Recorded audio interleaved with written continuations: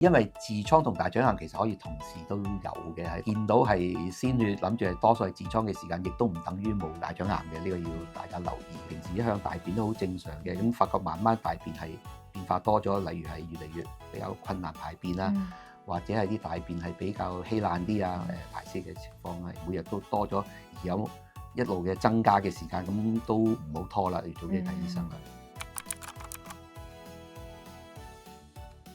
正所謂腸道等於第二大腦，除咗影響情緒同消化吸收都息息相關。但係近年大腸癌患者人數不斷上升，更加成為咗香港頭3大嘅癌症殺手。今集我哋收集咗坊間最常見嘅5大迷思，同大家一齊問下專家。方醫生啊，想問下啦，痔瘡出血同埋大腸癌出血一樣，點樣分辨呢？咁一般嚟講，痔瘡出血咧，我哋見到就係一啲鮮血嚟嘅，咁同埋可能都係大便咗之後再滴翻出嚟嘅。而係大腸癌嘅出血咧，嗰啲血係會深色啲，同埋混和大便咁樣排出嚟嘅。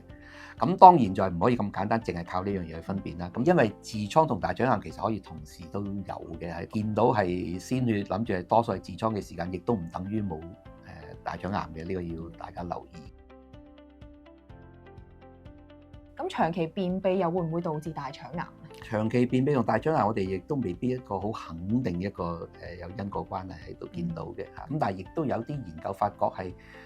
長期便秘嘅人可能似乎係患大腸癌嗰個機會個比率係高少少啊。咁但係數據又唔係話特別好明顯嘅。亦都當然有啲理論有啲可能性就係因為如果你係長期便秘嘅時間，咁大便喺身體個腸裏邊停留嘅時間耐嘅時間咧。咁可能有啲致癌嘅毒素喺裏邊嘅時間，咁接觸個黏膜肌嘅時間多嘅時間，咁可能就係會增加咗患癌嘅風險嘅。當然我哋反而要留意嘅就係話大便習慣嘅變化啦，例如你係一個正常一向都正常大便嘅情況，變咗有便秘或者變咗係有肚瀉嘅情況嘅時間，我哋都留意可能會係大腸癌嘅症狀嚟嘅。咁如果冇肚痛啦，冇屙血啦，亦都冇其他嘅腸道問題，係咪即係我嘅腸道好健康咧？咁都唔一定嘅，因為其實個腫瘤係細嘅時間，咁都冇引起你腸裏邊有咩問題嘅嚇，咁亦都冇抑壓到肚裏邊其他嘅器官或者嘅情況嘅時間，亦都唔會話有肚痛啊其他嘢啦，或者出血係隱血嘅時間，你亦都未必係喺大便度察覺到你有大血啊，咁所以。冇病徵唔等於冇病嘅，咁我哋而家香港嘅建議都係每一個人到咗50歲，就算你冇病徵都好，唔好一啲高危嘅因素都好，其實都去做翻一次大便隱血嘅測試嚇，咁你再跟進嘅。咁坊間都出現好多洗腸啊、排毒呢啲，其實可唔可以預防到大腸癌嘅咧？其實冇任何嘅科學嘅資料話俾佢聽呢啲咁嘅洗腸啊，或者其他。呢啲咁嘅情況係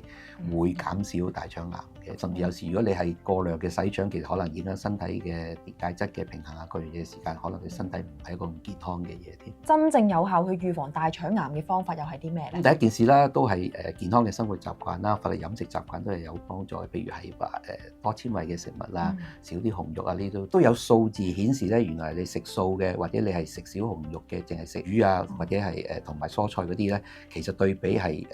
食肉多嘅人咧，其實嗰個患大腸癌嘅風險係低啲嘅。咁大致上其實個風險可以低去到10幾、20至40% 都有嘅。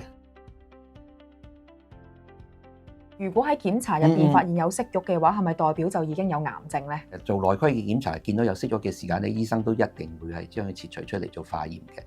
咁息肉都係有好多種嘅，咁主要分2大類，有一類咧就係永遠都係良性嘅，唔會變成